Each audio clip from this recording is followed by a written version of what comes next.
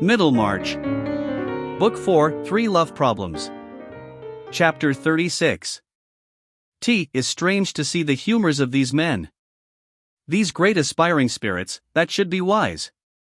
For being the nature of great spirits to love. To be where they may be most eminent. They, rating of themselves so far above us in conceit, with whom they do frequent. Imagine how we wonder and esteem all that they do or say, which makes them strive to make our admiration more extreme, which they suppose they cannot, lest they give notice of their extreme and highest thoughts. Daniel, Tragedy of Philotas. Mr. Vincey went home from the reading of the will with his point of view considerably changed in relation to many subjects. He was an open-minded man, but given to indirect modes of expressing himself. When he was disappointed in a market for his silk braids, he swore at the groom. When his brother-in-law Bulstrode had vexed him, he made cutting remarks on Methodism, and it was now apparent that he regarded Fred's idleness with a sudden increase of severity, by his throwing an embroidered cap out of the smoking-room on to the hall floor. "Well, sir," he observed, when that young gentleman was moving off to bed, "I hope you've made up your mind now to go up next term and pass your examination. I've taken my resolution, so I advise you to lose no time in taking yours." Fred made no answer. He was too utterly depressed. 24 hours ago he had thought that instead of needing to know what he should do, he should by this time know that he needed to do nothing, that he should hunt in pink, have a first-rate hunter, ride to cover on a fine hack, and be generally respected for doing so, moreover, that he should be able at once to pay Mr. Garth, and that Mary could no longer have any reason for not marrying him. And all this was to have come without study or other inconvenience, purely by the favor of Providence in the shape of an old gentleman's caprice. But now, at the end of the 24 hours, all those firm expectations were upset. It was rather hard lines that while he was smarting under this disappointment he should be treated as if he could have helped it. But he went away silently and his mother pleaded for him. "Don't be hard on the poor boy, Vincey. He'll turn out well yet, though that wicked man has deceived him. I feel as sure as I sit here, Fred will turn out well, else why was he brought back from the brink of the grave? And I call it a robbery. It was like giving him the land, to promise it, and what is promising, if making everybody believe is not promising? And you see he did leave him £10,000, and then took it away again." "Took it away again," said Mr. Vincey, pettishly. "I tell you the lad's an unlucky lad, Lucy. And you've always spoiled him." "Well, Vincey, he was my first, and you made a fine fuss with him when he came." "You were as proud," said Mrs. Vincey, easily recovering her cheerful smile. "Who knows what babies will turn to?" "I was fool enough, I dare say," said the husband, more mildly, however. "But who has handsomer, better children than ours? Fred is far beyond other people's sons. You may hear it in his speech, that he has kept college company. And Rosamond, where is there a girl like her? She might stand beside any lady in the land, and only look the better for it. You see, Mr. Lydgate has kept the highest company and been everywhere, and he fell in love with her at once. Not but what I could have wished Rosamond had not engaged herself. She might have met somebody on a visit who would have been a far better match, I mean at her schoolfellow Miss Willoughby's. There are relations in that family quite as high as Mr. Lydgate's." "Damn relations," said Mr. Vincey, "I've had enough of them. I don't want a son-in-law who has got nothing but his relations to recommend him." "Why, my dear," said Mrs. Vincey, "you seemed as pleased as could be about it." "It's true, I wasn't at home, but Rosamond told me you hadn't a word to say against the engagement. And she has begun to buy in the best linen and cambric for her underclothing." "Not by my will," said Mr. Vincey. "I shall have enough to do this year, with an idle scamp of a son, without paying for wedding clothes. The times are as tight as can be, everybody is being ruined, and I don't believe Lydgate has got a farthing. I shan't give my consent to their marrying. Let M wait, as their elders have done before M. Rosamond will take it hard, Vincey, and you know you never could bear to cross her." "Yes, I could. The sooner the engagement's off, the better. I don't believe he'll ever make an income, the way he goes on. He makes enemies, that's all I hear of his making. But he stands very high with Mr. Bulstrode, my dear. The marriage would please him, I should think." "Please the deuce," said Mr. Vincey. Bulstrode won't pay for their keep. And if Lydgate thinks I'm going to give money for them to set up housekeeping, he's mistaken, that's all. I expect I shall have to put down my horses soon. You'd better tell Rosie what I say." This was a not infrequent procedure with Mr. Vincey, to be rash in jovial assent, and on becoming subsequently conscious that he had been rash, to employ others in making the offensive retractation. However, Mrs. Vincey, who never willingly opposed her husband, lost no time the next morning in letting Rosamond know what he had said. Rosamond, examining some muslin work, listened in silence, and at the end gave a certain turn of her graceful neck, of which only long experience could teach you that it meant perfect obstinacy. "What do you say, my dear?" said her mother, with affectionate deference. "Papa does not mean anything of the kind," said Rosamond, quite calmly. "He has always said that he wished me to marry the man I loved. And I shall marry Mr. Lydgate. It is 7 weeks now since Papa gave his consent. And I hope we shall have Mrs. Bretton's house. Well, my dear, I shall leave you to manage your papa. You always do manage everybody. But if we ever do go and get damask, Sadler's is the place, far better than Hopkins's. Mrs. Bretton's is very large, though. I should love you to have such a house, but it will take a great deal of furniture, carpeting, and everything, besides plate and glass. And you hear, your papa says he will give no money. Do you think Mr. Lydgate expects it? You cannot imagine that I should ask him, Mamma. Of course he understands his own affairs. But he may have been looking for money, my dear, and we all thought of your having a pretty legacy as well as Fred, and now everything is so dreadful, there's no pleasure in thinking of anything, with that poor boy disappointed as he is. That has nothing to do with my marriage, Mamma. Fred must leave off being idle. I am going upstairs to take this work to Miss Morgan. She does the open hemming very well. Mary Garth might do some work for me now, I should think. Her sewing is exquisite. It is the nicest thing I know about Mary. I should so like to have all my cambric frilling double-hemmed. And it takes a long time." Mrs. Vincey's belief that Rosamond could manage her papa was well-founded. Apart from his dinners and his coursing, Mr. Vincey, blustering as he was, had as little of his own way as if he had been a prime minister. The force of circumstances was easily too much for him, as it is for most pleasure-loving florid men, and the circumstance called Rosamond was particularly forcible by means of that mild persistence which, as we know, enables a white soft living substance to make its way in spite of opposing rock. Papa was not a rock. He had no other fixity than that fixity of alternating impulses sometimes called habit, and this was altogether unfavorable to his taking the only decisive line of conduct in relation to his daughter's engagement, namely, to inquire thoroughly into Lydgate's circumstances, declare his own inability to furnish money, and forbid alike either a speedy marriage or an engagement which must be too lengthy. That seems very simple and easy in the statement, but a disagreeable resolve formed in the chill hours of the morning had as many conditions against it as the early frost, and rarely persisted under the warming influences of the day. The indirect though emphatic expression of opinion to which Mr. Vincey was prone suffered much restraint in this case. Lydgate was a proud man towards whom innuendos were obviously unsafe, and throwing his hat on the floor was out of the question. Mr. Vincey was a little in awe of him, a little vain that he wanted to marry Rosamond, a little indisposed to raise a question of money in which his own position was not advantageous, a little afraid of being worsted in dialogue with a man better educated and more highly bred than himself, and a little afraid of doing what his daughter would not like. The part Mr. Vincey preferred playing was that of the generous host whom nobody criticizes. In the earlier half of the day there was business to hinder any formal communication of an adverse resolve, in the later there was dinner, wine, whist, and general satisfaction. And in the meanwhile the hours were each leaving their little deposit and gradually forming the final reason for inaction, namely, that action was too late. The accepted lover spent most of his evenings in Lowick Gate, and a love-making not at all dependent on money advances from fathers-in-law, or prospective income from a profession, went on flourishingly under Mr. Vincey's own eyes. Young love-making, that gossamer web.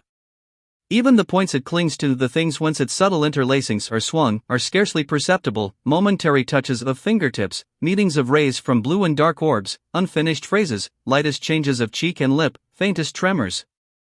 The web itself is made of spontaneous beliefs and indefinable joys, yearnings of one life towards another, visions of completeness, indefinite trust. And Lydgate fell to spinning that web from his inward self with wonderful rapidity, in spite of experience supposed to be finished off with the drama of lore, in spite too of medicine and biology, for the inspection of macerated muscle or of eyes presented in a dish, like Santa Lucia's, and other incidents of scientific inquiry, are observed to be less incompatible with poetic love than a native dullness or a lively addiction to the lowest prose. As for Rosamond, she was in the water lily's expanding wonderment at its own fuller life, and she too was spinning industriously at the mutual web. All this went on in the corner of the drawing-room where the piano stood, and subtle as it was, the light made it a sort of rainbow visible to many observers besides Mr. Fairbrother. The certainty that Miss Vincey and Mr. Lydgate were engaged became general in Middlemarch without the aid of formal announcement. Aunt Bulstrode was again stirred to anxiety, but this time she addressed herself to her brother, going to the warehouse expressly to avoid Mrs. Vincey's volatility. His replies were not satisfactory. "Walter, you never mean to tell me that you have allowed all this to go on without inquiry into Mr. Lydgate's prospects," said Mrs. Bulstrode, opening her eyes with wider gravity at her brother, who was in his peevish warehouse humor.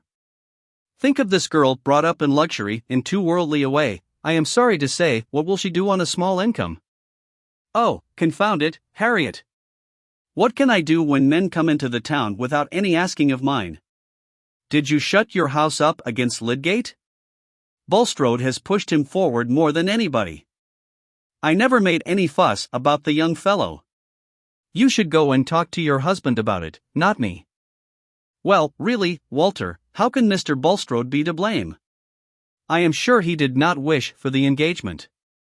Oh, if Bulstrode had not taken him by the hand, I should never have invited him." "But you called him in to attend on Fred, and I am sure that was a mercy," said Mrs. Bulstrode, losing her clue in the intricacies of the subject. "I don't know about mercy," said Mr. Vincey, testily. "I know I am worried more than I like with my family.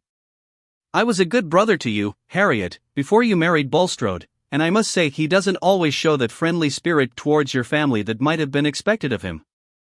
Mr. Vincey was very little like a Jesuit, but no accomplished Jesuit could have turned a question more adroitly.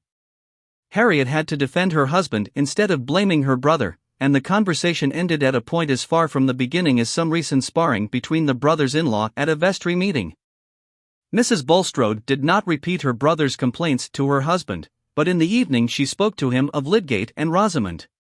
He did not share her warm interest, however, and only spoke with resignation of the risks attendant on the beginning of medical practice and the desirability of prudence.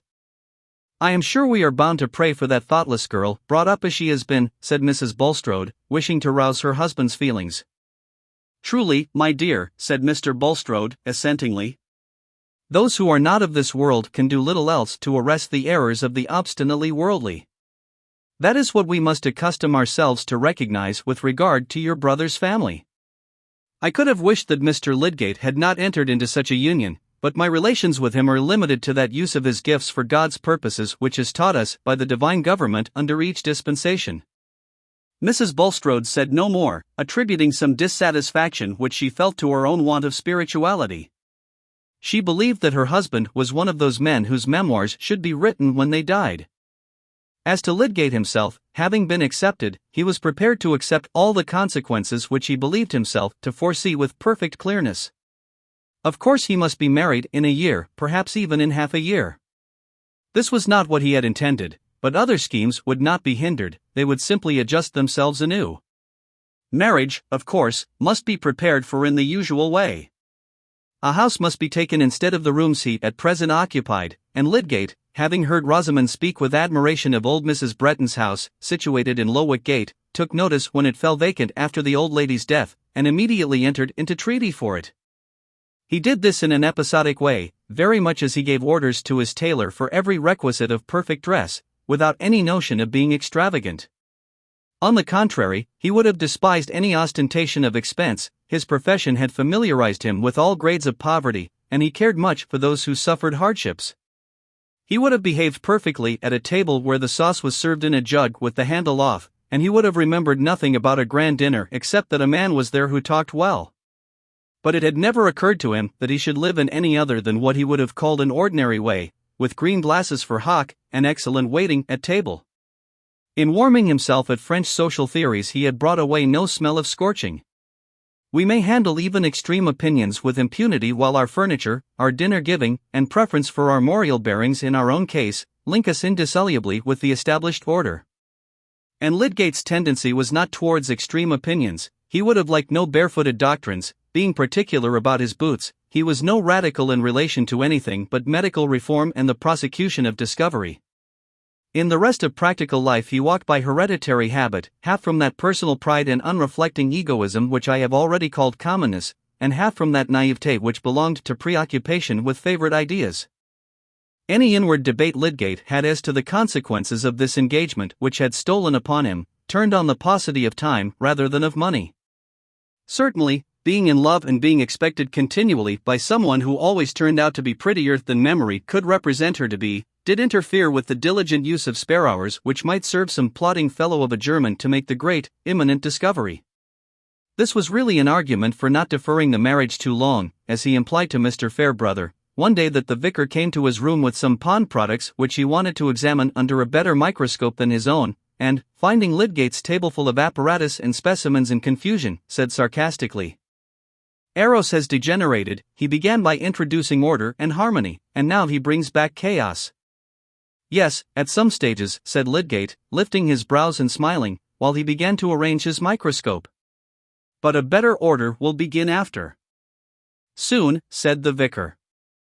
"I hope so, really. This unsettled state of affairs uses up the time, and when one has notions in science, every moment is an opportunity. I feel sure that marriage must be the best thing for a man who wants to work steadily. He has everything at home then, no teasing with personal speculations, he can get calmness and freedom." "You are an enviable dog," said the vicar, "to have such a prospect, Rosamond, calmness and freedom, all to your share. Here am I with nothing but my pipe and pond animalcules. Now, are you ready?" Lydgate did not mention to the vicar another reason he had for wishing to shorten the period of courtship. It was rather irritating to him, even with the wine of love in his veins, to be obliged to mingle so often with the family party at the Vinceys, and to enter so much into Middlemarch gossip, protracted good cheer, whist-playing, and general futility. He had to be deferential when Mr. Vincey decided questions with trenchant ignorance, especially as to those liquors which were the best inward pickle, preserving you from the effects of bad air. Mrs. Vincey's openness and simplicity were quite unstreaked with suspicion as to the subtle offense she might give to the taste of her intended son-in-law, and altogether Lydgate had to confess to himself that he was descending a little in relation to Rosamond's family. But that exquisite creature herself suffered in the same sort of way. It was at least one delightful thought that in marrying her, he could give her a much-needed transplantation. "Dear," he said to her one evening, in his gentlest tone, as he sat down by her and looked closely at her face. But I must first say that he had found her alone in the drawing-room, where the great old-fashioned window, almost as large as the side of the room, was open to the summer scents of the garden at the back of the house. Her father and mother were gone to a party, and the rest were all out with the butterflies.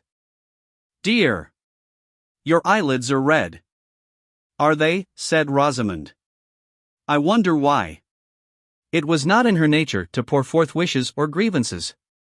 They only came forth gracefully on solicitation. "As if you could hide it from me," said Lydgate, laying his hand tenderly on both of hers. "Don't I see a tiny drop on one of the lashes? Things trouble you, and you don't tell me. That is unloving. Why should I tell you what you cannot alter? They are everyday things, perhaps they have been a little worse lately. Family annoyances. Don't fear speaking. I guess them. Papa has been more irritable lately.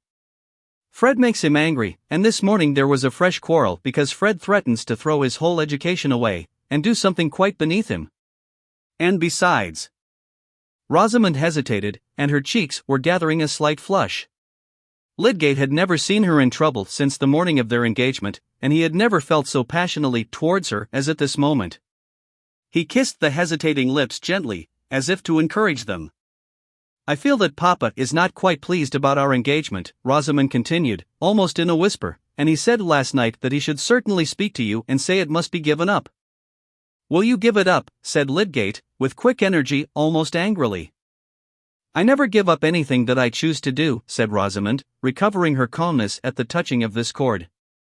"God bless you," said Lydgate, kissing her again. This constancy of purpose in the right place was adorable. He went on. It is too late now for your father to say that our engagement must be given up.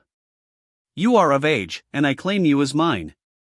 If anything is done to make you unhappy, that is a reason for hastening our marriage. An unmistakable delight shone forth from the blue eyes that met his, and the radiance seemed to light up all his future with mild sunshine.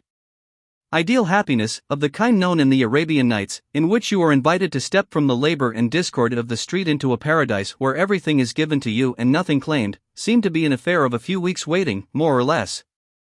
Why should we defer it, he said, with ardent insistence. I have taken the house now, everything else can soon be got ready, can it not? You will not mind about new clothes. Those can be bought afterwards. What original notions you clever men have, said Rosamond, dimpling with more thorough laughter than usual at this humorous incongruity. This is the first time I ever heard of wedding clothes being bought after marriage. But you don't mean to say you would insist on my waiting months for the sake of clothes, said Lydgate, half thinking that Rosamond was tormenting him prettily, and half fearing that she really shrank from speedy marriage. Remember, we are looking forward to a better sort of happiness even than this, being continually together, independent of others, and ordering our lives as we will. Come, dear, tell me how soon you can be altogether mine. There was a serious pleading in Lydgate's tone, as if he felt that she would be injuring him by any fantastic delays. Rosamond became serious too, and slightly meditative. In fact, she was going through many intricacies of lace edging and hosiery and petticoat tucking, in order to give an answer that would at least be approximative. 6 weeks would be ample, say so, Rosamond, insisted Lydgate, releasing her hands to put his arm gently round her. One little hand immediately went to pat her hair, while she gave her neck a meditative turn, and then said seriously. There would be the house linen and the furniture to be prepared. Still, Mamma could see to those while we were away. Yes, to be sure. We must be away a week or so. Oh, more than that, said Rosamond, earnestly. She was thinking of her evening dresses for the visit to Sir Godwin Lydgate's, which she had long been secretly hoping for as a delightful employment of at least 1/4 of the honeymoon, even if she deferred her introduction to the uncle who was a doctor of divinity, also a pleasing though sober kind of rank, when sustained by blood. She looked at her lover with some wondering remonstrance as she spoke, and he readily understood that she might wish to lengthen the sweet time of double solitude. Whatever you wish, my darling, when the day is fixed. But let us take a decided course, and put an end to any discomfort you may be suffering. 6 weeks, I am sure they would be ample. I could certainly hasten the work, said Rosamond. Will you, then, mention it to Papa? I think it would be better to write to him. She blushed and looked at him as the garden flowers look at us when we walk forth happily among them in the transcendent evening light. Is there not a soul beyond utterance, half nymph, half child, in those delicate petals which glow and breathe about the centers of deep color?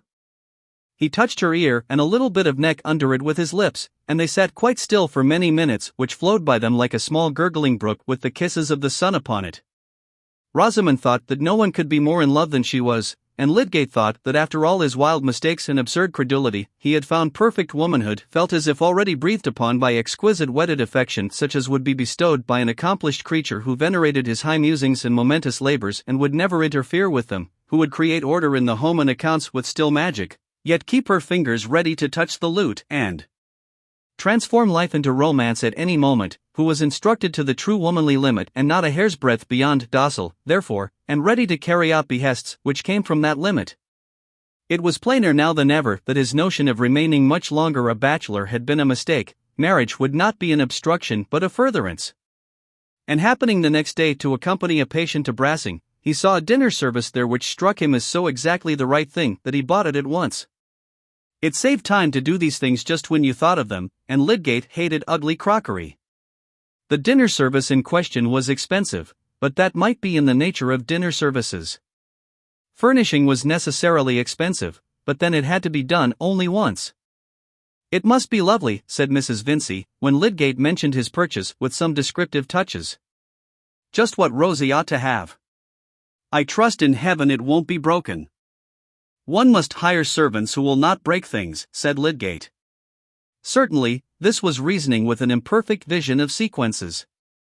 But at that period there was no sort of reasoning which was not more or less sanctioned by men of science.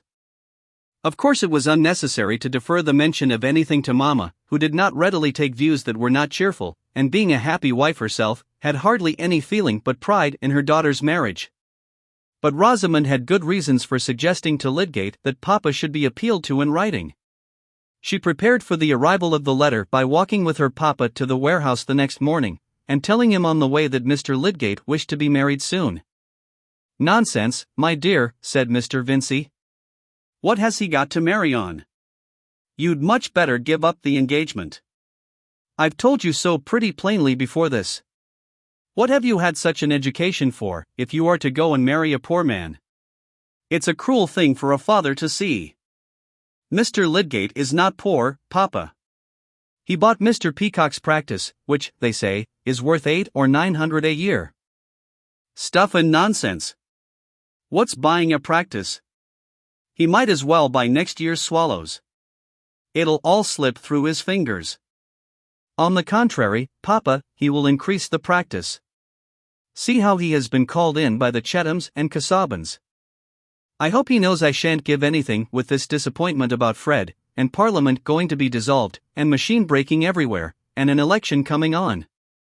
"Dear Papa! What can that have to do with my marriage?" "A pretty deal to do with it. We may all be ruined for what I know the country's in that state. Some say it's the end of the world, and be hanged if I don't think it looks like it. Anyhow, it's not a time for me to be drawing money out of my business, and I should wish Lydgate to know that. I am sure he expects nothing, Papa. And he has such very high connections, he is sure to rise in one way or another. He is engaged in making scientific discoveries." Mr. Vincey was silent. "I cannot give up my only prospect of happiness, Papa. Mr. Lydgate is a gentleman. I could never love anyone who was not a perfect gentleman. You would not like me to go into a consumption, as Arabella Hawley did. And you know that I never change my mind." Again Papa was silent. "Promise me, Papa, that you will consent to what we wish. We shall never give each other up, and you know that you have always objected to long courtships and late marriages." There was a little more urgency of this kind, till Mr. Vincey said, well, child, he must write to me first before I can answer him, and Rosamond was certain that she had gained her point. Mr. Vincey's answer consisted chiefly in a demand that Lydgate should insure his life, a demand immediately conceded. This was a delightfully reassuring idea, supposing that Lydgate died, but in the meantime not a self-supporting idea. However, it seemed to make everything comfortable about Rosamond's marriage, and the necessary purchases went on with much spirit. Not without prudential considerations, however. A bride, who was going to visit at a baronet's, must have a few first-rate pocket-handkerchiefs, but beyond the absolutely necessary half-dozen, Rosamond contented herself without the very highest style of embroidery and Valenciennes. Lydgate also, finding that his sum of £800 had been considerably reduced since he had come to Middlemarch, restrained his inclination for some plate of an old pattern which was shown to him when he went into Kibble's establishment at Brassing to buy forks and spoons. He was too proud to act as if he presupposed that Mr. Vincey would advance money to provide furniture, and though, since it would not be necessary to pay for everything at once, some bills would be left standing over, he did not waste time in conjecturing how much his father-in-law would give in the form of dowry, to make payment easy. He was not going to do anything extravagant, but the requisite things must be bought, and it would be bad economy to buy them of a poor quality. All these matters were by the by. Lydgate foresaw that science and his profession were the objects he should alone pursue enthusiastically, but he could not imagine himself pursuing them in such a home as Wrench had, the doors all open, the oilcloth worn, the children in soiled pinafores, and lunch lingering in the form of bones, black-handled knives, and willow pattern. But Wrench had a wretched lymphatic wife who made a mummy of herself indoors in a large shawl, and he must have altogether begun with an ill-chosen domestic apparatus. Rosamond, however, was on her side much occupied with conjectures, though her quick imitative perception warned her against betraying them too crudely. "I shall like so much to know your family," she said one day, when the wedding journey was being discussed. "We might perhaps take a direction that would allow us to see them as we returned. Which of your uncles do you like best?" "Oh, my Uncle Godwin, I think. He is a good-natured old fellow." You were constantly at his house at Quallingham, when you were a boy, were you not? I should so like to see the old spot and everything you were used to. Does he know you are going to be married? No, said Lydgate, carelessly, turning in his chair and rubbing his hair up. Do send him word of it, you naughty, undutiful nephew. He will perhaps ask you to take me to Quallingham, and then you could show me about the grounds, and I could imagine you there when you were a boy. Remember, you see me in my home, just as it has been since I was a child. It is not fair that I should be so ignorant of yours. But perhaps you would be a little ashamed of me. I forgot that. Lydgate smiled at her tenderly, and really accepted the suggestion that the proud pleasure of showing so charming a bride was worth some trouble. And now he came to think of it, he would like to see the old spots with Rosamond. I will write to him, then. But my cousins are bores. It seemed magnificent to Rosamond to be able to speak so slightingly of a baronet's family, and she felt much contentment in the prospect of being able to estimate them contemptuously on her own account. But Mamma was near spoiling all, a day or two later, by saying, I hope your uncle Sir Godwin will not look down on Rosie, Mr. Lydgate. I should think he would do something handsome. 1,000 or 2 can be nothing to a baronet. Mamma, said Rosamond, blushing deeply, and Lydgate pitied her so much that he remained silent and went to the other end of the room to examine a print curiously, as if he had been absent-minded. Mamma had a little filial lecture afterwards, and was docile as usual. But Rosamond reflected that if any of those high-bred cousins who were bores should be induced to visit Middlemarch, they would see many things in her own family which might shock them. Hence it seemed desirable that Lydgate should by and by get some first-rate position elsewhere than in Middlemarch, and this could hardly be difficult in the case of a man who had a titled uncle and could make discoveries. Lydgate, you perceive, had talked fervidly to Rosamond of his hopes as to the highest uses of his life, and had found it delightful to be listened to by a creature who would bring him the sweet furtherance of satisfying affection, beauty, repose, such help as our thoughts get from the summer sky and the flower-fringed meadows. Lydgate relied much on the psychological difference between what for the sake of variety I will call goose and gander, especially on the innate submissiveness of the goose as beautifully corresponding to the strength of the gander.